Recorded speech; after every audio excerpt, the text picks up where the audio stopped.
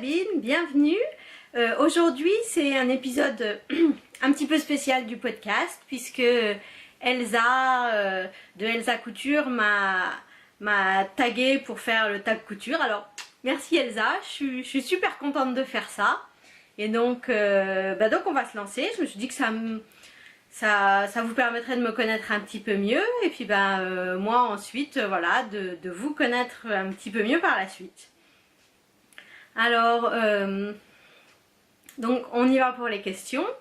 On commence par la couture. Pourquoi? Comment as-tu commencé? Et maintenant que je vous l'ai déjà dit, en fait tout a commencé à Noël 2011. Mes beaux-parents m'ont offert pour Noël une machine à coudre que je leur avais demandé, puisque j'avais envie de me coudre des sacs à main. Et donc je me suis acheté un livre de patron de sac, et après avoir réalisé 3 sacs, je me suis rendu compte qu'en fait coudre des sacs c'était vraiment pas mon truc. Moi j'aime bien les sacs à main en cuir, et là j'avais clairement pas le niveau, donc voilà. Par contre au même moment j'ai découvert toute la blogosphère couture. Je lis toujours énormément de blogs, j'adore ça. Et donc j'ai découvert que je pouvais me coudre mes vêtements, et ça c'était, enfin voilà, ça a été vraiment une petite révélation pour moi. Hein, j'ai pas découvert que la Terre était ronde, mais donc voilà, ça a été un petit peu magique pour moi de voir toutes ces possibilités s'ouvrir devant moi, de me dire que j'allais pouvoir me faire les trucs, enfin voilà, qui me faisaient envie. C'est dingue les illusions des fois qu'on peut se faire. Mais donc voilà, et j'ai commencé à acheter Burda tout de suite, et bon je suis abonnée depuis, et voilà, c'est comme ça que j'ai commencé. Donc que t'apporte la couture? Alors la couture m'apporte plein de choses. Elle m'apporte de la sérénité, elle m'apporte beaucoup de joie, elle m'apporte vraiment de très très jolies rencontres, puisque j'ai pu rencontrer énormément de monde via la couture, via les blogs, via Instagram, voilà. Et mais ensuite en fait je fais de la recherche, et c'est un métier qui est parfois un petit peu abstrait et qui peut être très frustrant. Et en fait durant ma thèse ça a commencé, je me suis mise à faire des bijoux en perles, parce que en fait j'avais besoin d'avoir une satisfaction instantanée, de voir un produit fini, chose qui se passait pas au labo. Et donc voilà, donc depuis j'ai arrêté les bijoux en perles, mais par contre la couture je pense m'apporte aussi ça, c'est-à-dire le plaisir d'avoir quelque chose de concret, entre les mains, dans un laps de temps relativement court, parce que même si la recherche, comme ça reste un métier manuel, moi je manipe encore beaucoup. Même si ça reste manuel, à la fin on n'a pas forcément quelque chose de concret entre les mains, donc j'aime ce côté concret de la couture, ça m'apporte ça me calme, parce que c'est quand même un métier qui est très stressant, donc ça m'apporte de la sérénité aussi, et donc de la joie. Te souviens-tu de ton premier ouvrage? Alors en fait j'ai eu 3 premiers ouvrages. Le premier ouvrage dont je me souviens, c'était, j'étais au lycée. Ma mère avait une machine à coudre, mais c'était pas une couturière, elle s'en servait pour faire des rideaux, des trucs comme ça. Et en fait, moi je me suis dit, ah bah tiens, j'avais une petite robe un peu moulante, rose pétante, et j'ai eu envie de me faire dans un tissu en chiffon, une petite surrobe vaporeuse pour aller avec. Et donc sans rien connaître, ni au patronage, ni à la couture, ni à rien, je me suis lancée, je suis allée acheter du tissu, j'ai galéré pour enfiler la machine, et j'ai cousu le truc, et que j'ai jamais dû porter en fait, puisque vu que voilà, je ne sais pas patronner, je ne savais pas utiliser la machine à coudre, rien du tout, ça ressemblait à rien du tout, donc voilà. Sinon la première chose que j'ai faite quand j'ai eu ma machine là en 2012, c'est que je me suis fait des coussins, des jolis coussins en fausse fourrure de chez Mondial Tissu. Ils sont toujours sur le canapé du salon, je les utilise toujours, j'en suis toujours contente. Voilà, et alors le premier vêtement que je me suis cousu du coup en 2012, là en mars-avril 2012, c'est j'y suis allée toujours sans peur. C'est que je m'étais acheté un magazine couture et donc dedans il y avait un patron de robe fourreau que je trouvais très joli et donc bon j'avais pas envie de faire la robe, mais donc je me suis dit ah oui en top c'est bien, donc j'y suis allée. Mon premier truc ça a été un pattern hacking. J'ai redessiné le bas du truc pour me faire un top que j'ai porté, qui m'arrive encore des fois de porter, qui est portable, enfin de façon très surprenante. La chance du débutant c'était portable. Une séance de couture c'est comment? Donc pour moi une séance de couture c'est dimanche après-midi, donc d'ailleurs je vais pas essayer de pas prendre trop de temps pour ça parce qu'on est dimanche midi et donc je suis pressée de m'y mettre. Donc voilà, c'est dimanche après-midi. Quand il y a un truc que je suis vraiment pressée de finir, je vais pouvoir faire des fois des petites étapes pendant la semaine, ou s'il y a un match de foot à la télé que mon chéri a envie de regarder, je pourrais le faire, mais voilà, pour moi c'est vraiment une activité du dimanche après-midi. C'est pour ça que ça me prend 3 plombes pour faire un truc, parce que voilà, c'est comme ça. Un endroit dédié, alors oui et non, puisque je fais ma couture dans la pièce ici qui fait chambre d'amis, d'où clic-clac, bureau, donc de l'autre côté il y a l'ordinateur, donc salle de couture avec mon armoire avec les tissus, mes machines qui sont par terre, et puis salle de musique avec les instruments de chéri. Donc voilà, plus un petit peu salle de sport aussi, je ne vous montrerai pas. Donc voilà, c'est une salle fourre-tout, donc je peux pas laisser mes machines sorties tout le temps, donc en général elles sont par terre, et quand j'en ai besoin je les monte sur le bureau. Alors par contre, vu que c'est la même marque, parce que j'ai une machine et une surjeteuse, vu que c'est la même marque, elles utilisent le même pied, ça c'est super bien. Et donc je laisse le pied tout le temps branché, et j'ai juste à rebrancher le cordon quand j'ai besoin d'utiliser la machine. Donc que pense ton entourage de la couture? Pas grand chose. Enfin, je sais pas, ils s'en foutent. Puis, ils ont raison de s'en foutre. Donc voilà, c'est mon truc à moi, point. Ta machine à coudre, au petit soin ou à la va comme je te pousse? Un peu entre les deux, c'est-à-dire que je la nettoie régulièrement, je mets de l'huile quand il faut. Au début que je l'ai eu, vu qu'il y avait les entretiens gratuits avec comment ça s'appelle, avec la garantie, j'ai fait les maintenances. J'ai dû faire une maintenance aussi sur la surjeteuse. Mais bon, voilà, comme je vous ai dit, elles vivent par terre, elles n'ont pas de housse protectrice vraiment, donc voilà, on est un petit peu entre les deux. Marque de patron préférée? En fait j'en ai pas vraiment, puisque j'ai cousu pas mal de magazines, puisque je suis abonnée à Burda, j'ai cousu pas mal de Simplicity par les magazines Tendance Couture, j'ai cousu un peu de la Maison Victor. Puis ensuite dans les patrons indépendants, j'ai fait, qu'est-ce que j'ai fait? Donc dans les patrons français, on a j'ai du Direndo, du Pauline Alice, je viens d'acheter du République du Chiffon, j'ai essayé MLM Patron, Cozy Little World. Voilà, dans les patrons américains, j'ai Colette, Swaholik. Donc voilà, j'ai pas vraiment de patron préféré. Ensuite ça va être plus au niveau des... Voilà, s'il y a un modèle coup de cœur, etc. Ensuite, bon, le truc c'est que... Donc j'aime bien Direndo et Pauline Alice, parce qu'il y a toujours des petits détails qui sont vraiment sympas. C'est vraiment très bien expliqué. Swaholik, l'agréable surprise, ça a été au niveau de... voilà, c'est taillé pour quelqu'un qui a pour ma morphologie à peu près, et donc voilà, mais j'ai fait qu'un patron, je peux pas juger des autres, donc peut-être avec le temps j'en rachèterai d'autres, on verra. Mais donc non, j'ai pas de patron préféré. Matière préférée, ça c'est compliqué. J'aime bien le coton parce que c'est facile de coudre avec, puis voilà, il y a des motifs sympas. J'aime bien porter la viscose, mais c'est galère à découper je trouve, et puis c'est super pas écolo.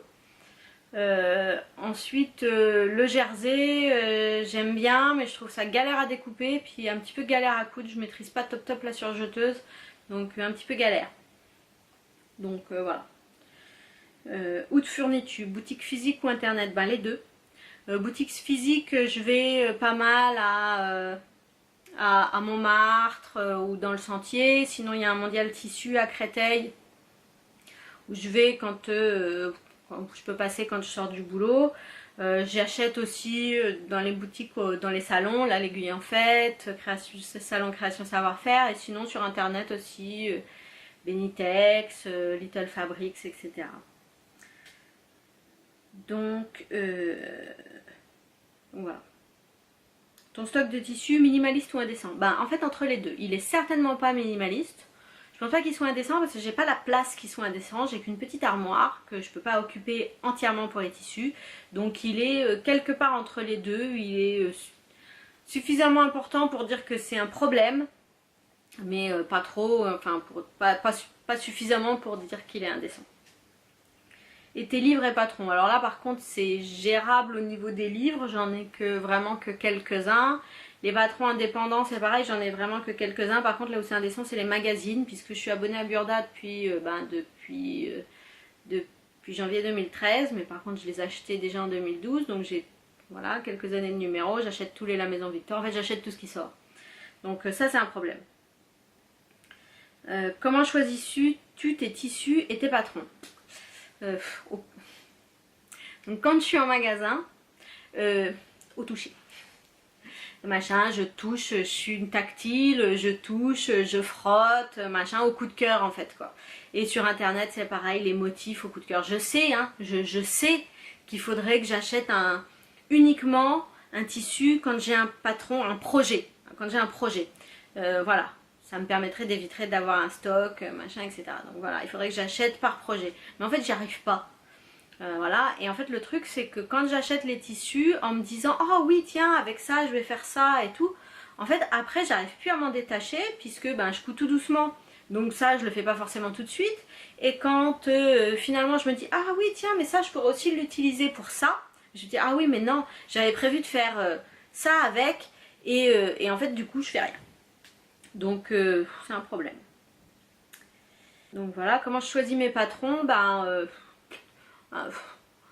je sais pas trop comment dire, voilà, l'inspiration du moment, au coup de cœur aussi quoi. En fait j'achète rarement les patrons, donc pour les patrons indépendants je les achète rarement juste au moment de leur sortie, en général plus après, une fois que j'ai vu quelques réalisations de fait, je me dis ah ouais finalement c'est sympa, je m'achèterais bien celui-là. Mais bon par exemple le port là, le pantalon port de Pauline, j'ai acheté je crois le premier jour de sa sortie, parce que voilà j'aime bien les pantalons chino. Je me suis dit j'avais pas de problème à me projeter dedans en fait, c'est comme un appartement, un patron quoi, faut pouvoir se projeter. Voilà. Que fais-tu des chutes? Alors là on a un problème. Là les chutes j'ai vraiment un problème parce que je garde tout. Donc les grandes chutes dans lesquelles je peux refaire un truc repartent dans l'armoire. Les chutes plus petites dans lesquelles je pourrais faire une poche, une parmenture, un petit machin, repartent dans un autre endroit du stock. Et en fait les petits machins dans lesquels on peut rien faire, et je les garde aussi, ça va tout dans un sac, et je me dis ah oui je pourrais fourrer un machin, je pourrais faire un pouf, un pic-aiguille, un machin, des trucs, je sais pertinemment que je les ferai jamais, mais je les garde. Donc là j'ai vraiment un problème, SOS. Voilà. Une diète d'achat à no-buy est-elle envisageable? Alors oui et non. En fait je me suis fait un no-buy self-imposé cette année après le salon de l'aiguille en fait, où j'avais été raisonnable, mais je m'étais dit bon là il faut que je couse du stock, j'achète plus de tissu. Et en fait j'ai acheté 0 tissu entre le mois de février et le CSF. Donc j'avais bien réussi à coudre du stock et tout, et en fait au CSF j'ai été à peu près raisonnable, et en fait après j'ai fait une commande en ligne, j'ai totalement craqué, donc en fait c'est un peu le même problème que les régimes, c'est à dire on se prive, et puis d'un seul coup il y a un énorme craquage, on comprend pas comment ça arrive, t'achètes des trucs après tu regrettes. Donc en fait c'est une mauvaise idée, je pense, les no-buy. Je pense que je ne vais pas me réimposer ce genre de choses. Je vais plutôt essayer d'être raisonnable, c'est-à-dire ben voilà, d'acheter des trucs quand j'en ai envie, mais sans forcément acheter jusqu'à dépasser la limite pour avoir les frais de port gratuits, parce qu'en fait après on regrette. Donc voilà, bon ou mauvais élève en repassage. Alors, bon élève en repassage pendant la couture, c'est-à-dire que je repasse, donc ma table à repasser elle est à côté. Mais je repasse bien toutes les coutures à chaque fois, tout comme il faut, ça c'est tout bien fait. Donc d'ailleurs c'est un petit peu un problème puisque quand je fais de la couture en général je regarde une série et donc du coup alors, soit je suis obligée de mettre sur pause pour aller faire mon repassage, soit je suis bloquée là avec mon truc en attendant que la scène soit finie parce que je veux savoir ce qui se passe quand même et avant d'aller faire ma couture, donc c'est pour ça que les trucs me prennent de plomb à faire. Donc, et par contre pour ce qui est de repasser après le lavage, ben je repasse les trucs que j'ai cousus, point. Je repasse rien d'autre, ça me fait chier le repassage, je le fais pas. Donc voilà. Bonne ou mauvaise élève en bâti, ben en fait ça dépend. Parce que ça dépend des projets en fait. J'ai des projets où je vais être super appliquée, je vais tout bâtir, et puis d'autres rien. Donc en fait ça dépend, c'est pas systématique. Et bonne ou mauvaise élève en couture à la main. Alors là, plutôt bonne élève en couture à la main, ça me dérange pas, parce que je vais aller le faire devant la télé, du coup, aussi. Par exemple, pour tous mes sorbettos, j'ai pas fait le biais à cheval comme ce qui était donné dans les instructions de Colette. J'ai fait un biais replié sur l'envers, et du coup, à chaque fois, je l'ai fixé à la main. Pareil pour les emmanchures. Quand je fais un biais rapporté pour l'ourlet, ça me dérange pas de le fixer à la main, de faire les ourlets à la main. Mais on s'entend bien, c'est bien juste quand je fais de la couture. Hein. Pour faire les réparations, c'est hors de question, j'ai hors de ça. Voilà. As-tu un Graal, une pièce que tu n'as pas encore osé coudre? Alors non, j'ai pas de Graal, je m'attaque à tout, j'ai peur de rien et je me casse la figure lamentablement. Donc voilà. Mais en fait, je fais mal qu'à des bouts de tissu, puis éventuellement à mon porte-monnaie, à mon temps, mais voilà. Donc, alors ensuite, il y a des trucs auxquels je me suis attaquée et que j'ai pas encore réussi à dompter. Donc il y a le pantalon, hein, le pantalon port de Pauline Alice que j'ai essayé de faire et en fait j'ai tellement d'ajustements à faire que là j'ai momentanément abandonné. Mais au CSF je me suis acheté un bouquin sur le patronage, enfin sur l'ajustement pardon, voilà celui-là. Donc je me dis que j'arriverai à apprendre assez de choses pour réussir à finir à savoir coudre un pantalon. Donc voilà. Et en fait l'autre chose c'est que donc j'ai déjà fait des vestes, enfin voilà une veste, mais pas en utilisant les techniques de couture, enfin de haute couture, enfin bon pour faire, pas forcément de haute couture, mais des techniques de couture traditionnelles pour faire une veste en lui donnant la structure et tout. Donc ça j'aimerais bien un jour pouvoir me refaire une veste un peu plus professionnelle. Quel est l'ouvrage dont tu es la plus fière? Eh bien, je pense que c'est mon manteau Burda que je me suis cousu l'an dernier. Parce qu'un manteau, c'est toujours un truc, c'est mon premier manteau. Enfin voilà, son premier manteau, je pense que c'est quand même un truc. Donc ouais, mon manteau Burda que je me suis cousu l'an dernier, même si il a des défauts, il est loin d'être parfait. Enfin voilà, je me suis bien donné sur le truc. En plus le tissu, c'était un espèce de tweed là, ce qu'ils appellent les tissus couture là, bah, comme pour faire les vestes Chanel en fait.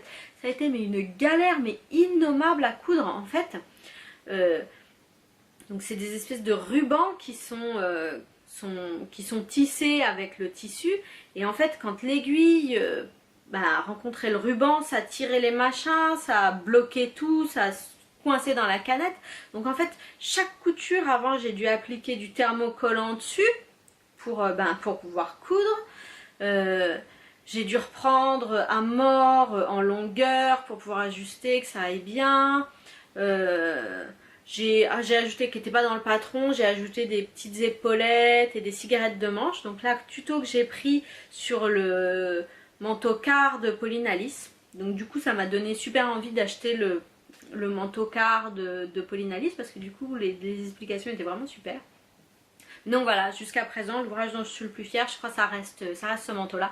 Ah, sinon, il y a aussi une robe Burda que je me suis réalisée ouais, il y a 2-3 ans. Jolie robe avec un joli décolleté. Et en fait, à chaque fois que je la porte, ben, comme mon manteau, j'ai tout le temps plein de gentils commentaires de tout le monde. Donc voilà, j'en suis assez fière aussi.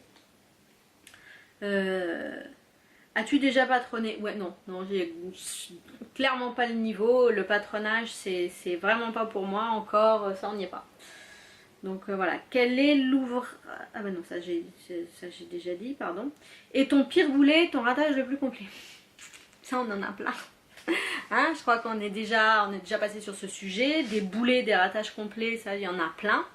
Mais je crois que le pire quand même, parce qu'il y en a où je me suis gourée de taille, des fois j'ai utilisé des tissus un peu hasardeux, voilà, mais là, le plus complet, je pense quand même que ça a été ce chemisier Burda de l'été dernier à grande feuille, où, vraiment, hein, voilà, celui-là, là, que j'ai déjà recoupé, puis qui est puni depuis, là, où vraiment le résultat, c'était une horreur complète.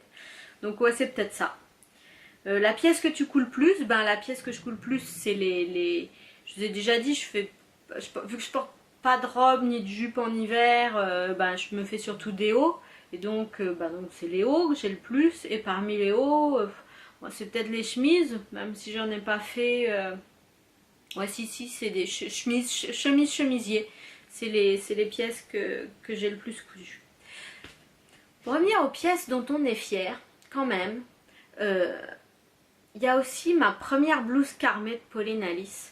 La première fois que j'ai réussi à faire cet empiècement là avec les plis, c'était trop joli. Et c'est pareil, mes blouses Carmé avec les empiècements à plis ont toujours beaucoup de succès au boulot. J'ai toujours beaucoup de compliments. Donc la blouse Carmé aussi, j'en suis assez fière.